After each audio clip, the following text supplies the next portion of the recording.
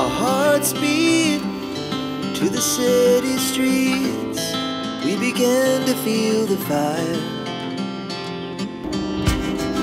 We rise like tall buildings as the chemicals, they take us higher. The night's young and it's just begun as she puts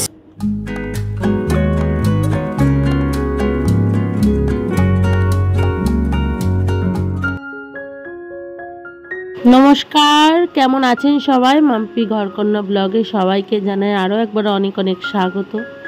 এখন ঘড়িতে 6টা বাজে, তো এখন থেকে ভিডিওটি শুরু করছি। তো ঘুম থেকে উঠে আগে ঠাকুর নমস্কার করে নিচ্ছে আর নিজে একটুখানি বসে সময় কাটিয়ে নিলাম। বেশিক্ষণ বসি না, ওই 2-3 মিনিট মতো বসি, তারপরে আমি উঠে আমার সংসারের কাজকর্মে লেগে পড়ি। তো ঠাকুর নমস্কার করে নিয়ে তারপরে আমি সমস্ত কাজ শুরু করি। সকালটা আমার শুরু হয় এইভাবেই, ঘুম থেকে উঠেই আগে নিজের মনের মতো করে একটু ঠাকুর প্রণাম করে নিই, যাতে আমার নিজের মনটাও ভালো থাকে আর ভগবানের দর্শন দিয়ে সকালটা শুরু করি। তো যাই হোক, এখন আমি তালাটা খুলবো আর এদিকে বাবু আর সোনা তো ঘুমোচ্ছে, ওর পাপাও ঘুমোচ্ছে, তো ওদেরকে পরে ডাকবো আস্তে আস্তে। ততক্ষণে আমি আমার কাজকর্ম শুরু করি। তো এই ঘরে এসে আগে ঠাকুর দর্শন করে নিচ্ছি। তো যাই হোক, এখানে রাধা মাধবকে, আমার শিব ঠাকুরকে প্রণাম করে নিলাম। তো তারপরেই আমি বাইরের কাজে হাত দেব, ঘরে বাইরে। তো এদিকে রান্নাঘর তো পুরো পরিষ্কার করে রেখেছি। সকালবেলা হলে এত সুন্দর রান্নাঘর দেখতে কার না ভালো লাগে বলুন তো। রাত্রিবেলায় আমি সমস্ত কিছু পরিষ্কার করে ক্লিন করে রেখে দিয়েছি। আজ হচ্ছে সোমবার, তো আজকে তো শ্রাবণ মাসের 2য় সোমবার। তো যাই হোক, এখন আমাকে স্নান ধান করে পুজোও করে নিতে হবে। আর আজকে মন্দিরে যাব। এর আগের সপ্তাহে প্রথম সোমবারে যাব ভেবেছিলাম, কিন্তু এই যে কিছু কারণবশত যেতে পারিনি, ঘরেই পুজো দিয়েছি। তো সকালবেলায় উঠে আমি মনটাকে সবসময় ভালো রাখার চেষ্টা করি আর ভালো যাতে সারাদিন যায় সেই ভাবনা চিন্তা নিয়ে আমি সকালটা শুরু করি। তো যাই হোক, এখন সূর্য প্রণাম করে নিচ্ছি, সূর্যদেবকে একটু প্রণাম করে নিলাম। আর আজকে রোদ্দুর উঠেছে সকালবেলায় ভালো। তো এখন 6টা বাজে। আর আমাদের বাড়িটা যেহেতু ঘেরা নেই, একদম খোলামেলা, একটু অসুবিধা হয়। সকালবেলায় উঠে একদম কুকুর বিড়াল সব বসে থাকে বাইরে। আর এই টিনটা দিয়ে রেখেছি বিড়ালটা যাতে ঘরের ভিতরে না ঢুকতে পারে, সেই জন্য।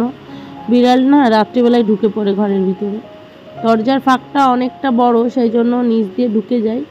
গাছে দেখলাম অনেকগুলোই ফুল ফুটেছে আজকে, বেশ ভালো হয়েছে। আজকে মন্দিরে পুজো দিতে যাব। আর এই গাছগুলো তো কবে কিনে নিয়ে এসেছিলাম, 1-2 করে ফুল হচ্ছে, এতে আমার ঠাকুরের পুজো হয়ে যায়। তো যাই হোক, এখন আমি টিনটা সরিয়ে দিই, কেননা ভিতর থেকে দিতে সুবিধা, কিন্তু খুলতে গিয়ে অসুবিধা হয়। তো ওদিক থেকে টেনে আমি খুলে দেবো টিনটা। তো সকালবেলায় দেখুন একদম শান্ত পরিবেশ, আর এমনিও আমাদের পরিবেশটা শান্ত, যেহেতু আশেপাশে কোনো বাড়িঘর নেই, সেই জন্য একদম শান্ত। তো বেশ ভালো লাগে। আর আমার বেশি না ওই বেশি গিজগিজে পছন্দ হয় না, একদম নিরিবিলি শান্তভাবে থাকবো, বেশ ভালো লাগে। তো এখন আমি কাজকর্ম শুরু করে দিয়েছি। ঘরটা আগে ঝাড় দিয়ে নিই। প্রথম কাজ আমার ঘর ঝাড় দেওয়া, কেননা বাসি ঘর আমি আগে ঝাড় দিয়ে নিই, তারপরে আমি অন্য কাজগুলো করি। তো এই ঘরটা ভীষণ নোংরা হয়, কেননা এই ঘরটার ঢালাই তো দেওয়া নেই, ইট পেতে শুধু সিমেন্ট বালি ঢালা রয়েছে। তো ঠিকঠাকভাবে বসেনি, ইটগুলো উঁচু নিচু হয়ে গেছে, এই জন্য ভীষণ নোংরা হয়ে যায় ওই ঘরটা। আর এই ঠাকুর ঘরটা বেশ ভালো, একদম সমানভাবে রয়েছে। তো দেখি এইভাবে যতদিন চালানো যায় চালাবো, পরে ঠিক করব, কেননা হাতের অবস্থা একদমই ভালো নেই। আর এমনিও মানসিক অবস্থা কারোর ভালো নেই, আমার বা আমার হাজব্যান্ডের। তো যাই হোক, সব মিলিয়ে এরকম চলছে। আর স্নান সেরে পুজো দিয়ে নেবো। তো স্নান তো করে নিয়েছি, এখন গাছের ফুলগুলো তুলে নিচ্ছি। আর নতুন একটা সকাল থেকে নিজেদের একটা সুন্দর জীবনযাপন তৈরি করার চেষ্টা করছি, বা ভালোভাবে চলার চেষ্টা করছি। যাই ভুল বোঝাবুঝি হোক, দুজনের মধ্যে মিটিয়ে নেওয়ার চেষ্টা করছি আমরা দুজনেই। তো যাই হোক, খুব খারাপও লাগছে। এই কটা দিন এমনভাবে কাটলো, একটা সপ্তাহ, কি বলবো, খাওয়া দাওয়া নেওয়া সব কিছুই বন্ধ করে শুধু একটা ঝামেলার মধ্যে দিয়ে গেছে। তো ভাবলাম যে ঝামেলা করে কিচ্ছু হবে না, কেউ কারোর সাথে রাগ করেও কোনো লাভ নেই। তো এইভাবে আমাদের দুজনের সঙ্গে থাকতে হবে। তো মিটিয়ে নেওয়াই ভালো, দুজনের সঙ্গে কথা বলে সময় কাটিয়ে একটু মিটিয়ে নেওয়ার চেষ্টা করছি। তো যাই হোক, আস্তে আস্তে সব কিছুই ঠিক হয়ে যাবে আগের মতো। আপনারা অনেকেই কমেন্ট করে বলেছেন, দিদি চিন্তা করো না, আগের মতো আবার ঠিক হয়ে যাবে, দুজনের পাশে থেকো, সময় কাটাও। তাদের জন্য অসংখ্য ধন্যবাদ এরকম আমাকে কমেন্ট করার জন্য। এতে আমিও ভাবলাম যে হ্যাঁ, ঝামেলা করার থেকে নিজেদের মধ্যে মিটিয়ে নিই, সুন্দরভাবে জীবনযাপন সংসার করব, বেশ ভালো লাগবে। তাতে কম খাই বা কম ঘুরি বা যাই করি না কেন, কম খরচাতেও সংসার সুন্দরভাবে সাজানো যায়। তো এইখানে দেখুন আমার পুজো হয়ে গেছে, আর মন্দিরেও গিয়েছিলাম, মন্দিরেও পুজো দিয়ে এসেছি।